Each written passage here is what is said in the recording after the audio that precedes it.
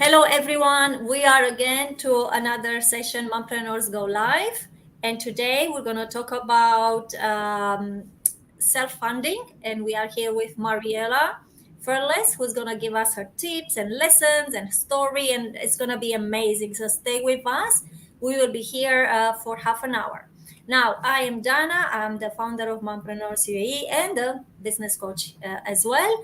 And what I do, I help mother entrepreneurs build successful and sustainable businesses. Now, Mariela, you contacted me and say I wanted to speak. I have something I want to share. So if you could tell us, like what drove you to come here before we start to introduce yourself. I'm really curious. What drove you to raise your hand and say I want to share? Yes, I see so many moms with so many talents who are afraid. They do not think they can do it. They think it's too much. They think they are alone, and they are not. So I want to raise my hand and say, look, you can do it. You have a fantastic community, and you have coaches as well to help you and to guide you, and you can do it. All right, amazing. I'm glad you did because I want to learn as well. I want to learn. Never stop learning. I think that's the mindset. Never stop learning. Yes, All right, yes. Mariela. So you have to, and you are from Argentina. Mm-hmm. Yes. All Yeah, right, and you right. arrived in Dubai a while ago, right? Yeah, 10 years ago in December, Yes. actually. Long time. Yeah, you arrived. Okay. All right. Great. So tell us something that you like us to know about you. Sure. So let's see, where do I start? I started with one business, with one employee and one intern who was my niece in a gap year. The main topic here is self-funded organic growth is possible for mompreneurs. So I started with my own savings. I was working full time, and I did for a year and a half while having my first business, and while I became a mom at the same time. So I did it all at the same time. So definitely you can do it. And so I just have now three businesses. I have over 40 employees throughout Dubai, Abu Dhabi, and Cairo. Yeah, amazing, amazing. So you went through different stages, right? First time, and it would be great if you can tell us the lesson learned. What would you change for each of them? Because you are quite advanced. We have in our community women who want to start, so I like to talk to them, to speak to them. The other Yeah. ones who just started to get their first clients, right? Mm-hmm. And then it's about scaling, Yes. like you went from one business to another and how you move countries, how you increase employees, and now where you want to get to here. So you went to different stages. um Sure. yeah, so Yeah, tell us, absolutely. what made you want to start a business? Sure. So first and foremost, I wanted to have that flexibility of going to my kids, recitals and sports games. And really, when you're in an office, you have to be present. Unless you have a really awesome employer that is flexible, you don't really have that flexibility. I also wanted to earn more, and when you are an employee, there is a cap that you have, right? How we started again, so the first business was Furless Permanent. So we are a permanent hair removal center. Okay, I started with one therapist. And then we moved on to a beauty school, Furless Beauty Institute, and now we have a distribution company. So my number one tip would be to if you do have a job, I would say try to keep it until your business is actually making enough money to pay for your salary consistently, at least 3 months, if not 6 months. So that's what I did. As soon as my first business was making enough profit to pay for my own salary, I stopped working. I would say that is my lesson learned. I know that some, take the plunge, they quit, and they start a cold turkey with a new business, and then it's really scary and it's so much more pressure to perform. And businesses at the beginning don't always perform. So if you don't have the Yeah, money for your business to sustain itself without any profit for at least a year, I would say keep your job if possible. yeah. Now, All right.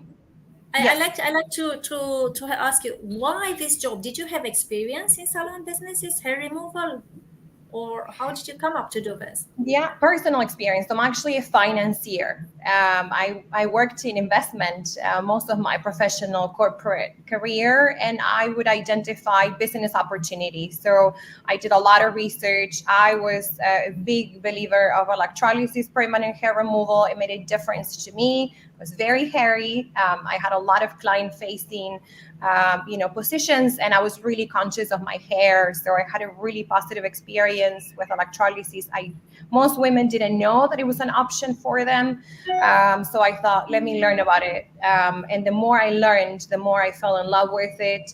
I did an 800-hour course actually, and then another one for like 1,200 hours. And then I kept studying and realizing, wow, there is a really good opportunity to do better as well. Yeah, And that's how it came up basically. You don't yeah, have to reinvent the wheel.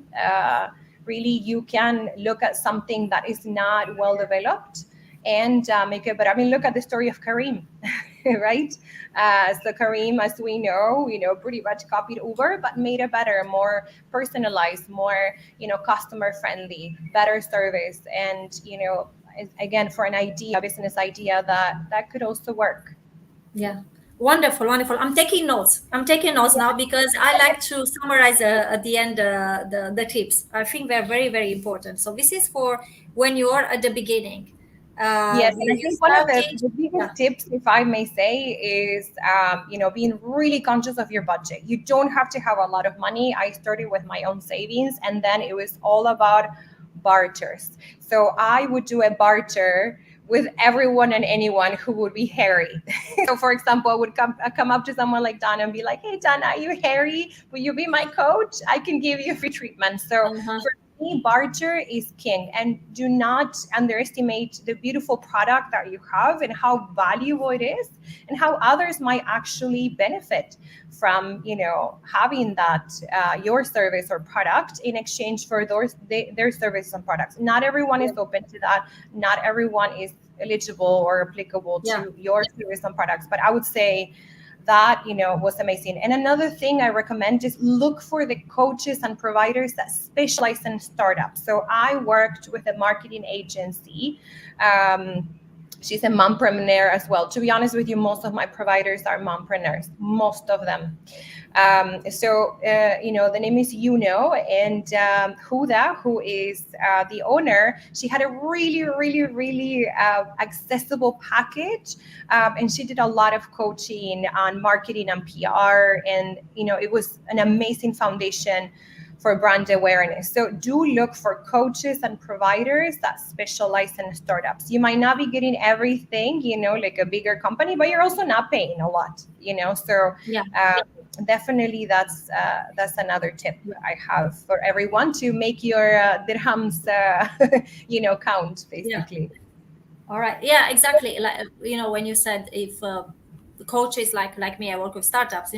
I know who my client is and how much they are willing to pay. So I'm not gonna, we're not gonna charge high prices where the client is just at the beginning or just started.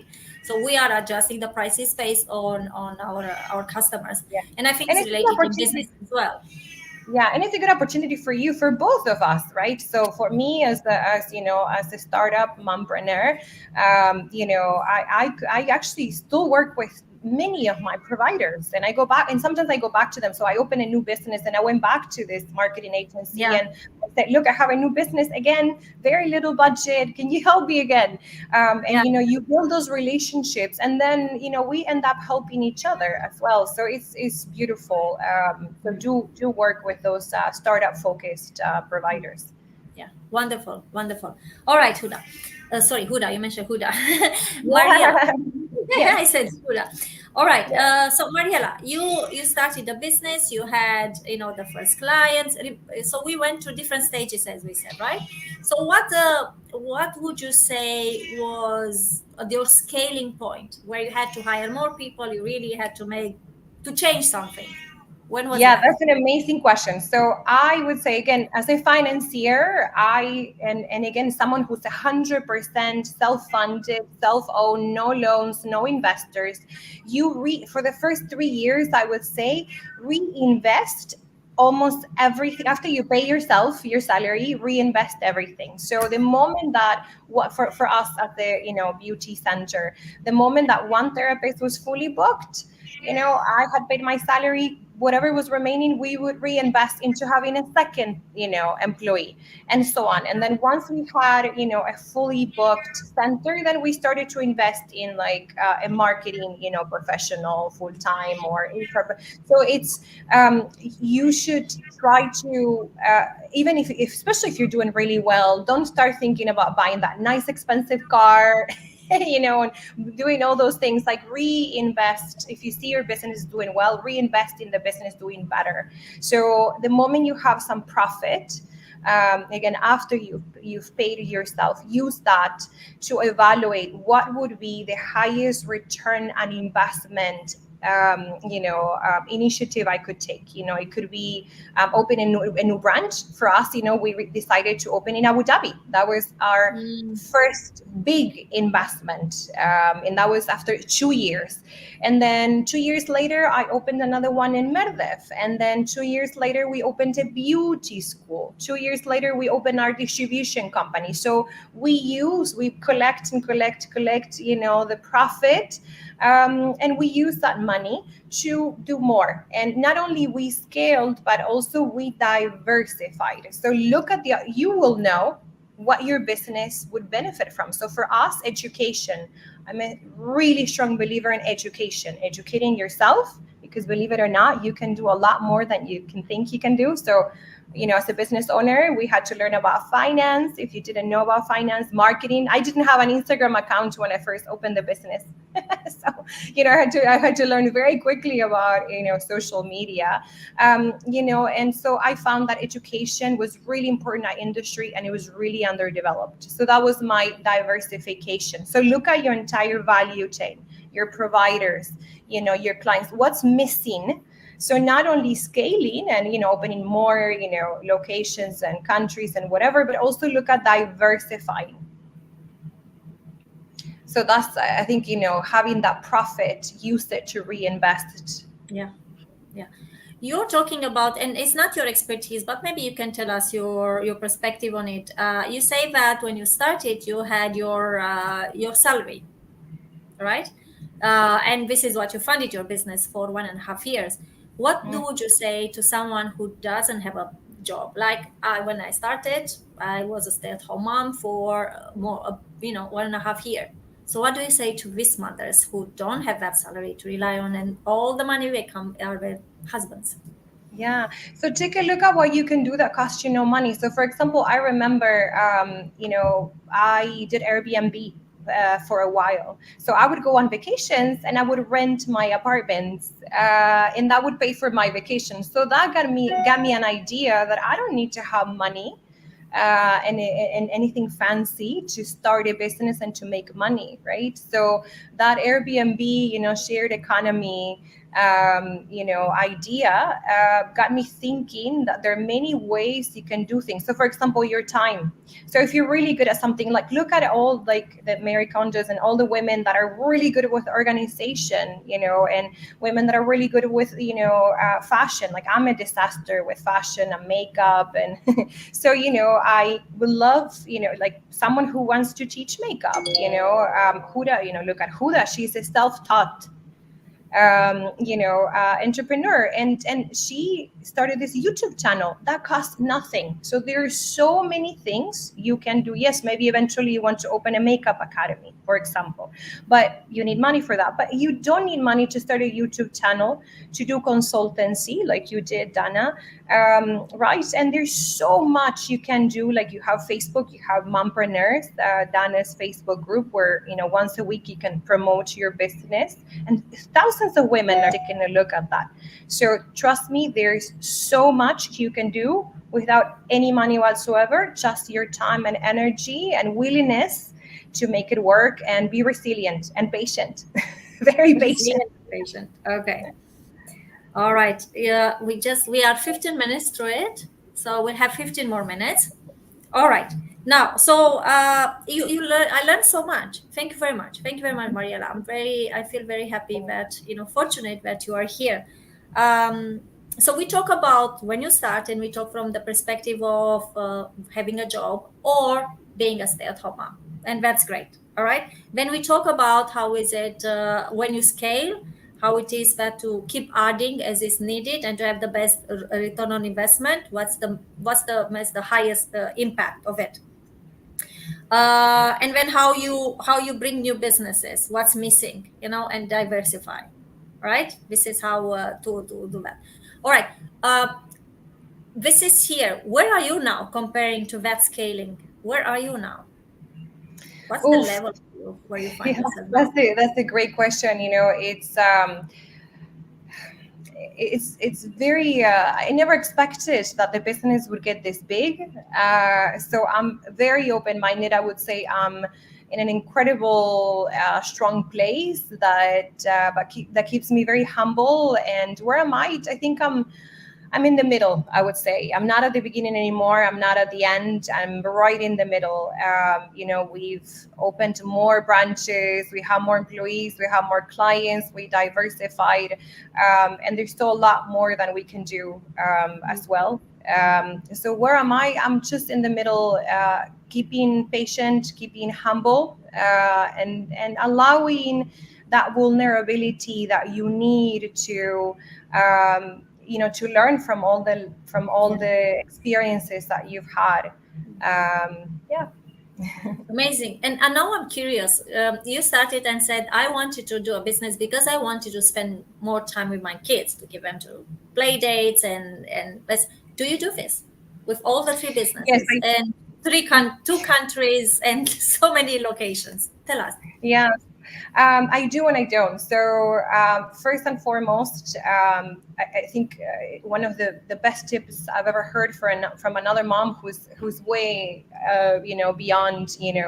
She actually sold her business. She in the beauty industry. One of the things that she told me is schedule yourself. So go into your kids events, for example, or play dates and so on. Schedule it and make sure that that doesn't get moved unless it's an absolute emergency. Schedule time for you to have lunch. I forget to eat. Schedule Yeah. time with your kids. I try to take my kids on dates. So I even if it's just McDonald's ice cream. So Mm. I schedule dates with every one of them separately and together. And I think that's how I'm able to sort of manage at this point as well. I do have amazing employees that do take over significant parts of the business as well, so I can count on them. So I would say right now it's easier to spend more time with kids. The business is in a more sustainable place where we're no longer super understaffed, or we're not longer super disorganized Mhm. as we were before. We plan ahead. We plan everything, budgets and marketing and PR. And so it allows you to have a very good schedule. So I would say start by booking time with your kids. Mm. Really, really important. And for yourself, both of them. If you don't book it, it's not going to happen. Yeah. Yeah, booking time. So sometimes when people see my calendar, they think I'm a bit of a freak because I have I have sleep time there, I have dinner time, I have play date, I have date night with my husband. Nice. Yeah, I put already in December, like next month, I have a thing at school. I already put it in to make sure I don't move it because I want to be Yeah. there. So I'm doing Yeah. correct. Yeah. Okay, it's good to hear. It's good to hear. Yeah, I'm not the only one. no, absolutely. But even like for me, like I do marketing and PR, I do business development. I look at, how to expand and what's next. I look at, optimization of operations. I have, so many supervisees, so all the heads of the departments. I book my one-on-ones, weekly or monthly, depending on the role and so on. I absolutely book everything out. I didn't before. I was all over the place, but now I do, and it's so important. And then also, I encourage everyone to only talk to me on email, because this WhatsApp, kind of thing that we used to do, I used to do for my employees will do to me, is very distracting. So no, this is a time when we can talk. We have a one-on-one weekly, you know, great topic. Put it in the agenda. I do find it that Yeah. once you organize yourself like that, there is you spend your time more efficiently, for Yeah. sure. Yeah, and for Yeah. yourself too. I cannot emphasize, like, Friday mornings is my mental health time. So I have, I have a personal trainer. I do something fun for me. And it's really important to book that too. Yeah. Okay. Okay. Amazing. Amazing. All right. So I was just looking at the time. We have 10 more minutes to talk. Oh, I had so many. Okay. All right. I had another question, but this one comes now. Was here. So, what is it the things that if you go back, you would like to change? You would have liked to know, Oh, do it wow. differently. That is a great question. I took things too personal. And anything that would go wrong, it would be devastating to me. It would just, like, I wouldn't be able to sleep. So I think what I learned, number one, is be patient, be vulnerable, and look at the silver lining of everything that happens to you. Things that have happened to me have been really serious, like changes in regulations that almost got us shut down years ago. But now that I look back, I'm thinking, wow, actually that was the right call. We worked toward the requirements, we're so much better for it. So when something goes wrong, take a deep breath, take a look at why that is happening, how it came about, what can you do about it, and then try to work toward a solution. And more often than not, things that you now see as like catastrophic, and impossible, they're going to be a blessing oftentimes. So Yeah. definitely, I would say, be patient and be okay being vulnerable, and don't take things personal. It could be a former employee that has done X, Y, and Z, or has said X, Y, and Z to you, and you realize it has nothing to do with you. And maybe they teach you how to be a more compassionate leader. Just everything that happens. Don't react, just observe, analyze, and then plan accordingly, because that's where you learn and become better. Yeah. And also clients, sometimes clients come and you feel so disheartened by their poor feedback and whatnot, and then you realize, wow, yes, we actually could be doing better. That was really invaluable. Being Yeah. humble, vulnerable, patient, and looking at the glass, half full, I would say. Wonderful. I love this. I really, really like Mariela. I was listening yesterday. We have 5 minutes, but I like to get to see if this is how you see, because it's been with my mind since yesterday. Podcast. There is this guy who has 5 million followers on YouTube. So he said he's selling courses how to do YouTube course, and then keep coming back the requirements for people to build a community on it. That's why I was listening to it, build a community, and find out that actually the people who are doing the courses or the YouTube channels to become, actually what they struggle was with mindset. 99% was mindset, the procrastination, the commitment, perseverance, everything what is it, and 10% actually found it to learn about it.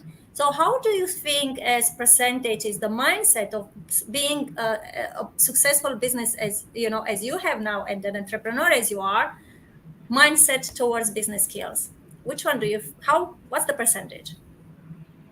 Sorry, it was breaking a little bit for me. Do you mind summarizing it again? I'm so Yeah. sorry. The Good. Wi-Fi is So I not very start good. again. I make it faster. I make it shorter. All right. So we have the mindset of an entrepreneur. What made you succeed? right? But you have now, you said, patience, vulnerability, and all the other things that you learn. And the other one is business skills, like you learn about the PR, you don't know social media, marketing, finances. So which one do you have its percentage as to be successful, knowledge Yeah, wise or wow. To development be wise? honest with you, I think every person has a different formula, and that's okay. I think both Okay. are important. So if you have the mindset, you can learn new things. If you have the skills, maybe you don't have the mindset. So every person is in a different, I don't think there's a set formula. You could Okay. be anywhere because, maybe you are a professional, but you're terrified, and you don't think you can do it. Or maybe you are, you're so strong and believer, but you don't have the skills. So I think, Yeah. very So important what's the that you, percentage, success percentage? If someone to succeed would it be 50-50? Would it be 10-90? wow, Just give a number. I'm just not one to put things Yeah. into boxes. I Yeah. think everything is just so fluid.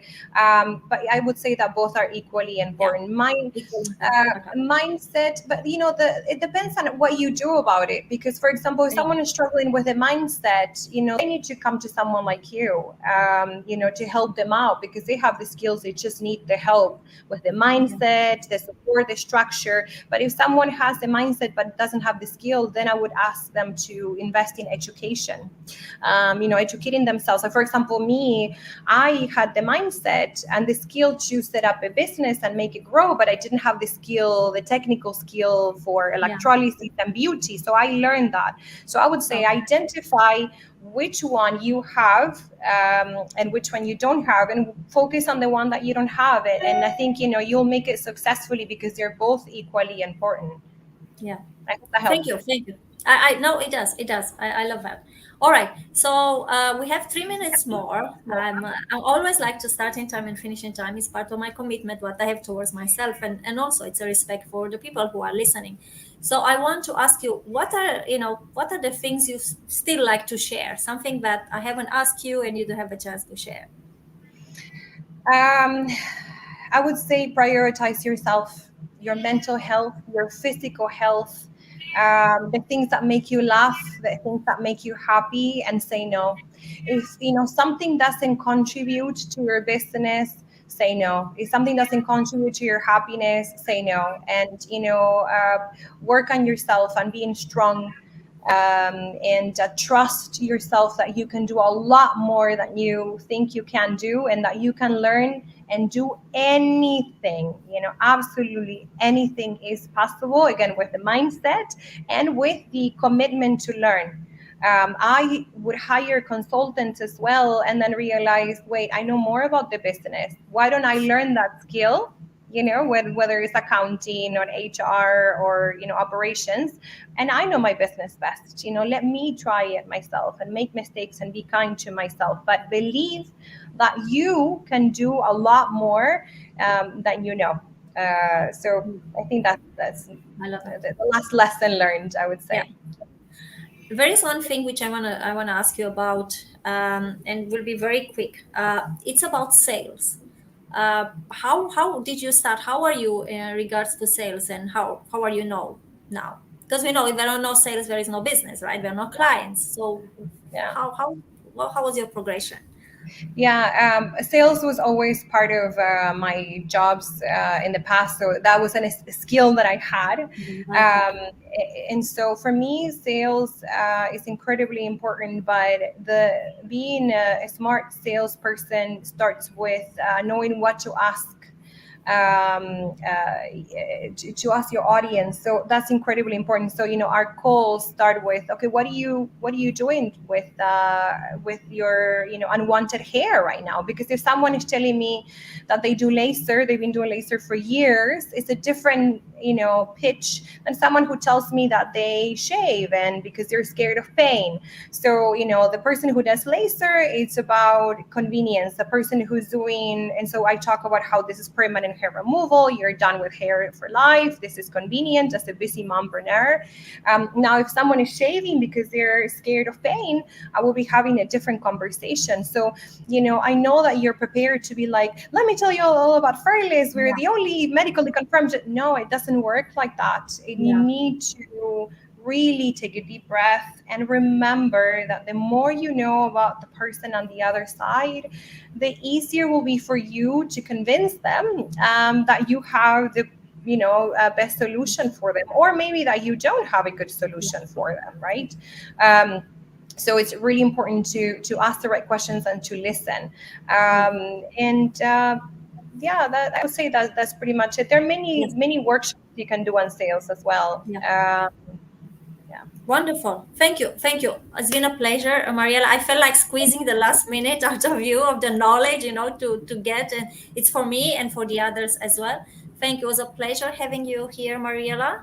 Same Thank here. you very Same much. here. And If thank you people so much, want Hannah. And to, thank you for all you do, because honestly, I know that having a Facebook group is so much work, and you do so much for our community, and it makes it a lot better for us for that you have created that community. It's invaluable. So thank you for thank you. that. Yeah, yeah, and more is coming because now I'm launching something, and you said that you are doing different things. I'm also launching it. Yeah. It's called Mumpreneurs United, and it's a mini community. I'm working on it. It keeps me awake at night, but yeah, Yeah. we're gonna come. That's It's such on the a way. good feeling, that feeling of like, I'm starting something new and it's going to be Yes, amazing yeah, for the community. So it's a yes, good feeling. Well, yes, congratulations, and I can't wait. yes. Thank you, Mariela. Have a good day. Have a good day, everyone. Thank you, everyone, for listening, and we'll see each other next week. Have a good day, Mariela. Thank you. Bye. Bye.